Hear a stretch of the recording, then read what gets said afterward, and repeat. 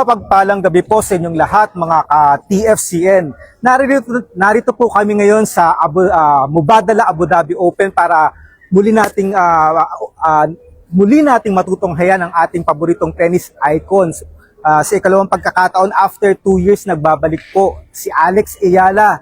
At ngayong araw nga po nakita natin na nagpa-practice si Alex, at pagkatapos nun ay nakisalamuha siya sa kanyang mga fans na naghihintay upang makita siya.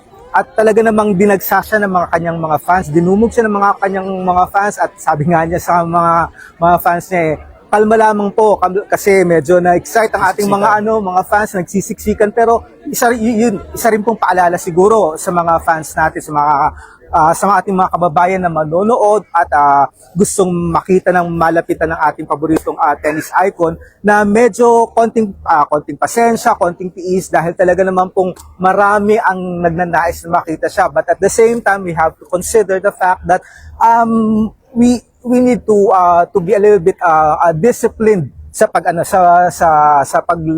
paglapit at pagtingin sa ating paboritong tennis icon.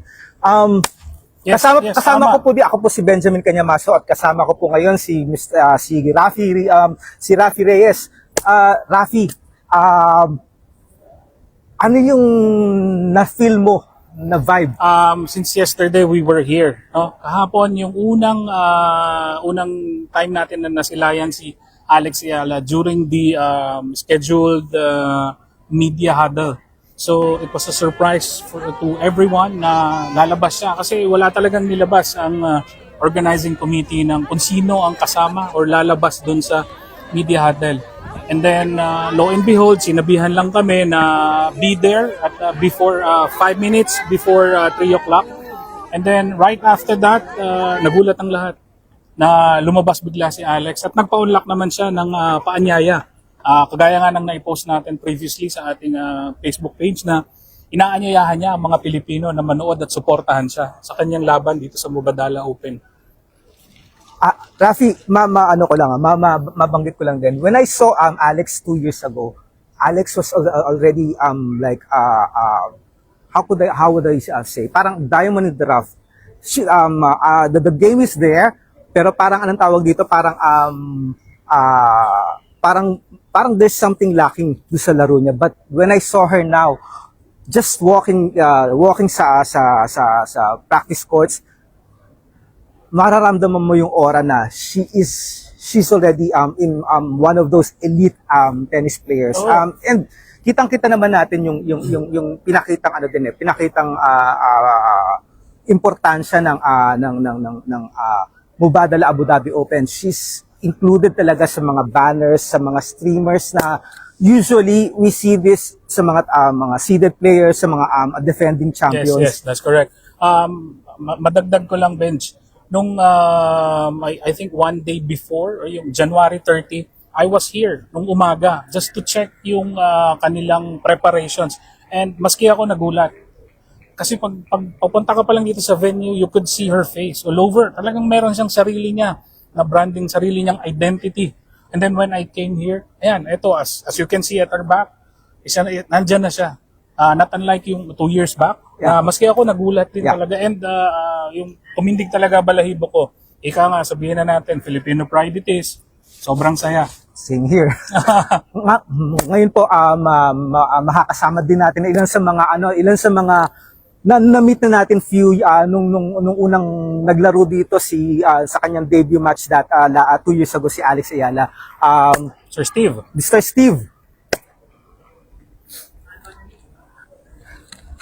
Steve, so ano po yung medyo expectations nyo ngayong maglalaro uli si Alex Ayala after 2 years? We have so much of expectation, no?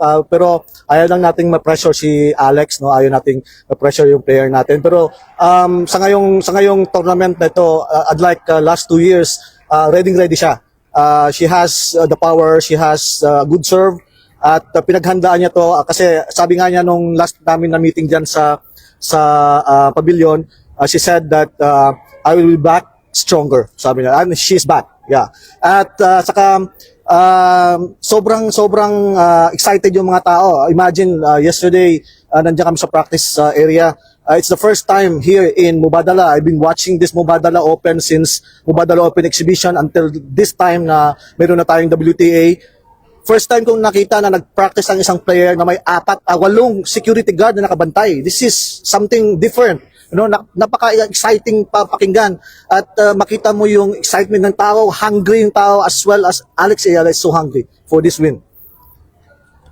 Maraming salamat sa Sir Steve, and I totally agree with you sa sinabi mo na the Filipinos are really hungry for this. Mr. If you don't mind, Mr. Steve, I may also call in Mr. Mike over here. Sir Mike, just before we started this live stream, we were chatting about how this really feels different. What does it mean for Filipinos having Alex Ayala as a tennis as a Filipino playing in international tournaments? Well, first, ang Pilipino talaga ay may kakayahan sa sports. So it was famous by our boxer Manny Pacquiao, and people are look up to him. So this time another star is born, or another star is rising. So sa ano naman sa ano naman ng tennis, sa field naman ng tennis. So Alex is actually is becoming an inspiration to young people, and na-introduce na yung tennis sa mga Filipinos, which is before it's only for elite or those who may kaya. And I don't believe na sa may kaya lang. So it has nasa tao or sa kung sino mang may gusto maglaro ng tennis at yung passion nila. So I'm also a tennis player, so she's not only making an inspiration to young kids or young children, but also to sa atin, no, na who are already playing. So ito yung and dahil sa kanya, it unites us all. You know, so kung nandun siya, nandun tayo to support. And yun ang mga Pilipino. You cannot beat Filipino when it comes to camaraderie. Oh, so that's what I'm ibig sabihin. So doon tayo malakas. So doon tayo nag-iisa, doon tayo strong when we come all together. So I think Alex becomes an inspiration to all ages. So this is why we're here. Mga fans niya sa Abu Dhabi. So hopefully in the future we will be still here to support her. So yeah. Thank you so much. That's Mr. Mike, and may we also call on a few more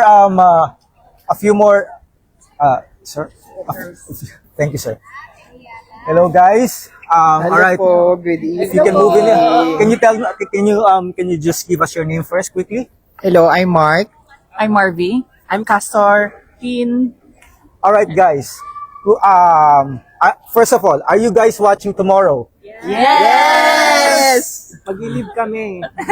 Para kay Alex. Yeah. Ano ang pakiramdam na ngayon meron na tayong kasi Mubadala Abu Dhabi Open has been here for has been here for years.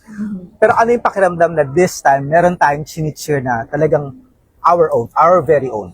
Nakaka-proud po. Yes. Kasi as a Filipino, it's very rare na makakita ng mga Filipino athletes sa world stage. So now na since nandito si Alex, it's our chance to cheer for her. Support. Yes, support. First time ko, and let's go, Alex! Yes! And she made how should I say it? Nagkaroon ng medyo issue ba or something during the Australian Open kasi ang daming nanood. Sa tingin niyo ba anong tawag dito? sa tingin nyo, bakit dumagsa ng ganong karami ang mga Filipinos sa Australia to watch her? Yun nga yung sabi din niya. First time, hindi naman first time, pero it's a big stage para sa Philippine sports. So parang gano'n lang talaga ka-passionate yung mga Pinoy to support. And gano'n talaga yung sports sa atin. Gano'n katindi ang fire. And also, kahit saang bansa, saang lugar tayong pumunta, merong Pinoy na susuporta sa kapwa Pinoy. Yes. It's like we're witnessing history. History. Yes, let's go. And we want to be part of it. Okay, mga ka-TFCN, as you can see, the Filipinos are truly gearing up for Alex's match tomorrow. Rafi, if you can join me here. So ayun nga po, and Rafi, do you have other friends here? Yeah, here. Come here. Oh. Si Sir Johan, isa ding avid inabangan din niya si Alex kanina actually. 2 hours. And ano yung pakiramdam seeing Alex Actually, it was great. First time seeing Alex in person. She was really down to earth and kind. Yeah, it was great to see her. So we're rooting for her tomorrow. So good luck, Alex. Tomorrow. See you tomorrow. stick Go Kelly. For Alex. and For Alex? yeah, what can you what can you say about seeing Alex Alex, ikaw ang inspirasyon ng bawat Pilipino!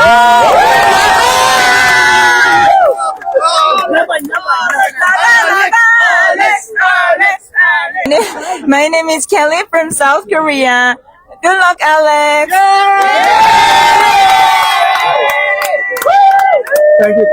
Thank you, Kelly. Thank you so much. Thank you. 안녕하세요. See you tomorrow. See you tomorrow. Annyeong. And Rafi, masabi ko lang, mabanggit ko lang, we're talking of Alex's match tomorrow. And merong importanteng mensahe nga pala si tama, Ambassador. Tama. Kaisa po ng mga Filipino community ang ating His Excellency Ambassador Alfonso Ver sa pagtawag sa mga kababayan natin dito sa UAE na suportahan ang ating kampiyon na si Alex Ayala. So bukas po manonood din po sila, full support po sila together with the other Philippine Embassy staff para suportahan po ang ating kampiyon. And aside from that, so kung meron po ng mga interesado na manood ng mga laban, meron po silang in-release na promo code. So you can type in Samado 20, so it's SAMADO 20 para makakuha po kayo ng 20% discount sa Platinum list. That's really great. 20% discount. So we guys are expecting you mga kababayan natin, not only here in Abu Dhabi but the whole UAE. If you can come in tomorrow and watch our very own tennis idol Alex Ayala. Alex! Ole, ole, ole, ole! Alex! Alex! What's your name? Chantal. And what can you say about what message can you give for Alex? So, Alex, if you're watching this right now, I am really hoping to see you tomorrow. I even bought this ball so that I can get a picture with you or have you sign this ball. All I can say is good luck, and you have the Filipino community here with you in UAE and Philippines. Good luck.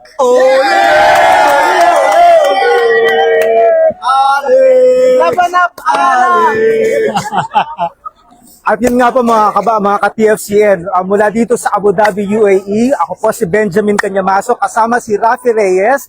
Ito po ang The Filipino Correspondent Network, your news, Your story. Your network! See you tomorrow mga ka-TFCN. Alex!